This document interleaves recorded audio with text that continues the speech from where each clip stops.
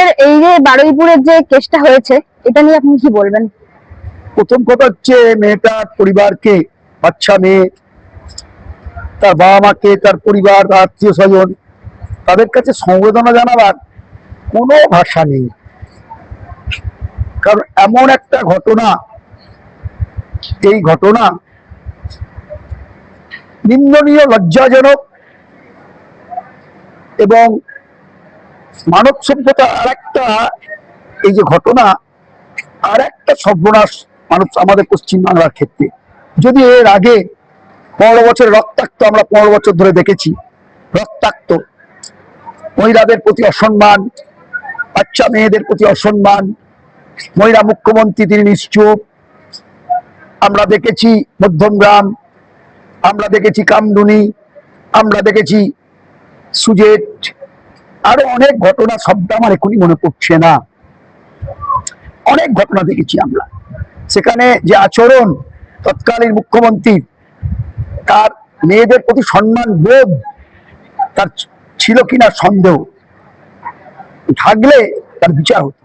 এক, দুই, এই যে ঘটনা, রাজ্য সরকার সঙ্গে সঙ্গে যে দায়িত্ব নিয়ে ইনভেস্টিগেশন করিয়ে কয়েকজনকে অ্যারেস্ট করিয়েছেন, এই ঘটনা সত্যি ভালো হয়েছে। ভালোটাকে ভালোই বলতে হবে এবং আমরা চাইবো তদন্তর ক্ষেত্রে সঠিক তদন্ত হয়েই বিচার হোক, বিচার হয়ে ক্যাপিটাল পানিশমেন্ট, সে ক্যাপিটাল পানিশমেন্ট যারা করেছে তাদের ক্ষেত্রে হোক।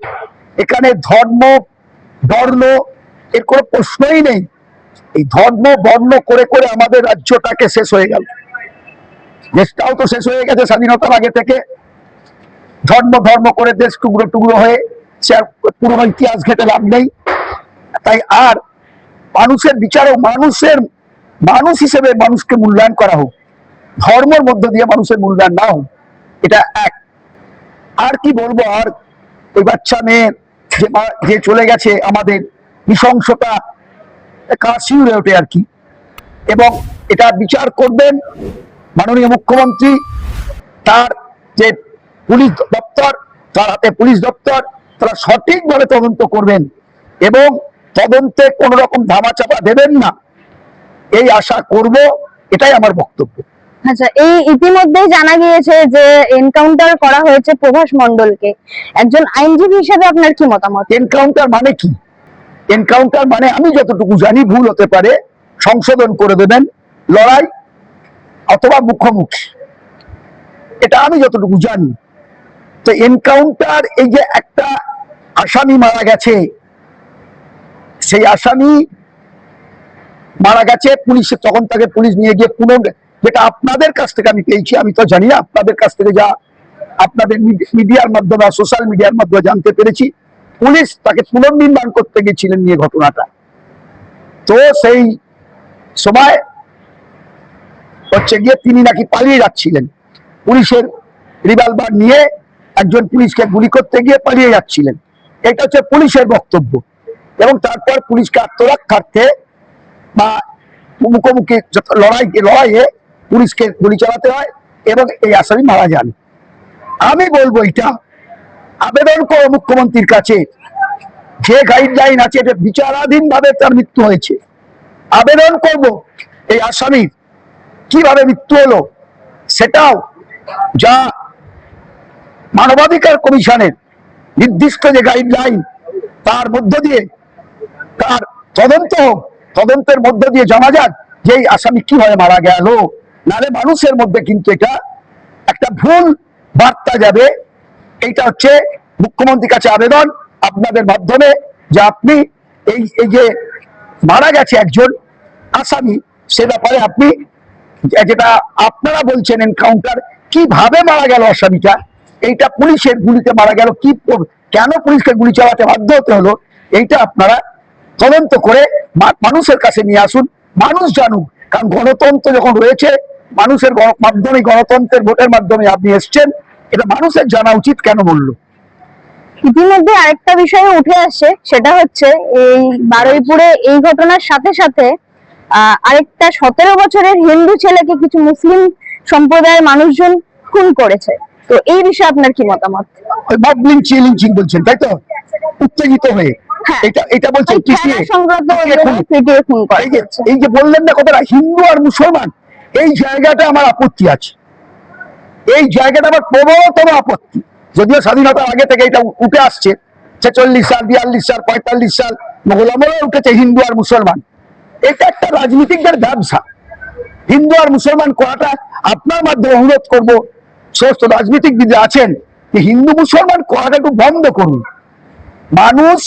একটা মানুষ মারা গেছে, একটি ছেলে মারা গেছে, মানুষ উত্তেজিত হয়ে মেরেছে, এটাও তদন্ত হওয়া উচিত যে কারা মারলো এবং আদৌ সেই ছেলেটি যে মারা গেছে সে দোষী কিনা, এটাও তদন্ত হওয়া উচিত। তদন্তের মাধ্যমে মানুষের জানা একান্তই উচিত যে যে ছেলেটি মারা গেল সে আদৌ কের সঙ্গে জড়িত ছিল না। আর যদি থেকেও থাকে তাহলেও কিন্তু আইনে বা জনগণের হাতে আইন তুলে নেওয়া এটা অন্যায়, প্রবলতম অন্যায়। জনগণ কখনো আইন তুলে নিয়ে কোন রকম ভাবেই কাউকে হত্যা করতে পারে না। আরেকটা বিষয়ে যাব স্যার, ইতিমধ্যেই জানা গিয়েছে যে মমতা বন্দ্যোপাধ্যায় তিনি গতকাল এবং তার আগের দিন মোমবাতি হাতে মিছিল করেছিলেন এই বারুইপুর সংক্রান্ত বিষয় নিয়ে। এটা নিয়ে আপনার কি এটা মতামত? কি হৃদয় থেকে করেছিলেন না আবার রাজনৈতিক আলোয় পদপ্রদীপের আলোয় আসার জন্য করছেন, এটা আমার প্রশ্ন। কেননা তিনি তার 15 বছরের শাসনে তিনি কি সত্যি মহিলাদের সম্মান দিয়েছেন? ট্যাক্সিওয়ালার মেয়ে সুজেট কি বলেছিলেন সুজেট সম্পর্কে? আরো ঘটনা, কামদনি কি করেছিলেন? তামান্না একটা বাচ্চা মেয়ে ভোটের পর শব্দ করে আর্যিকর মনে করিয়ে দিলেন, কি জঘন্য অপরাধ। এবং ওনার সেদিনই পদত্যাগ করা উচিত ছিল আর্যিকরের ঘটনায়। উনি তবুও নতুন সরকার আসার সময় পদত্যাগটুকু পর্যন্ত করেননি, কারণ ওনার ক্ষমতার এত বড় লোভ। আর্যিকরের ঘটনা, শুধুমাত্র আর্যিকরের ঘটনায় মাথা নত করে পদত্যাগ করে চলে যাওয়া উচিত ছিল পশ্চিমবাংলা থেকে। তাই ওই মোমবাতির মিছিল, মোমবাতির ওই নীল একটা মোমবাতি দেখছিলাম, নীলা সবুজ একটা মোমবাতি, এ নাটক বন্ধ করুন। পশ্চিমবাংলার মানুষ রিজেক্ট করে দিয়েছে। আচ্ছা, এই এখন আরেকটা বিষয় চলছে, সেটা হচ্ছে ভালো তৃণমূল আর মৃত তৃণমূল। এই বিষয়ে কি মতামত? এরা বাঁচবার জন্যে, ভার্সেস মমতা ব্যানার্জি। এটা বাঁচবার জন্য কিছু লোকজন তারা হচ্ছে গিয়ে ভালো তৃণমূল সাজছে বাঁচবার জন্য। কারণ মানুষের রোষ, মানুষকে শুধু দোষ দিয়ে লাভ হবে না। মানুষের এই 15 বছরের যে তাদের কষ্ট, প্রতিদিনের যন্ত্রণা, প্রতিদিনের অপমান, সে অপমান থেকে মানসিক তাদের যে অত্যাচার সমস্ত দিক থেকে, পরিবহনে আজকে ট্যাক্সিওয়ালাদের মুখে শুনবেন কোনো ভাড়া না বাড়ানো, মানে সব দিক থেকে বাসে ট্যাক্সিতে তারা করে এই সমস্ত অত্যাচার, এই অত্যাচার থেকে তার জনরোষ তৈরি হয়েছে। এই জনরোষ থেকে বাঁচবার জন্য ভালো আর খারাপ তৃণমূল সবটা মমতা ব্যানার্জি হারে দিয়ে কয়েকজন বাঁচতে চাইছেন, সবটাই মমতা ব্যানার্জি। কিন্তু তিনি যারা ভালো হয়েছেন তারাও কিন্তু সমদোষে দোষী। এখন ওটা ওনাদের নিজেদের মধ্যে লড়াই, ওনাদের নিজেদের মধ্যে সমদোষে দোষী তারা। এবং এই ভালো আর এটা আর কিছু নয়।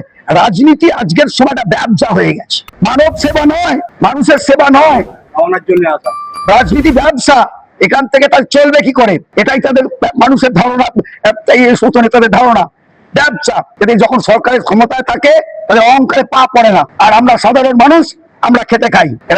পলিটিক্স একটা ব্যবসা, রাজনীতি একটা ব্যবসা, মানুষ ঘেন্না করে। কিন্তু গণতন্ত্রে ভোটের মাধ্যমে আসা এছাড়া কোনো বিকল্প নেই আমাদের কাছ থেকে।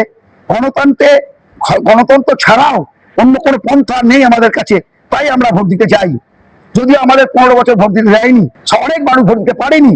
ধন্যবাদ স্যার।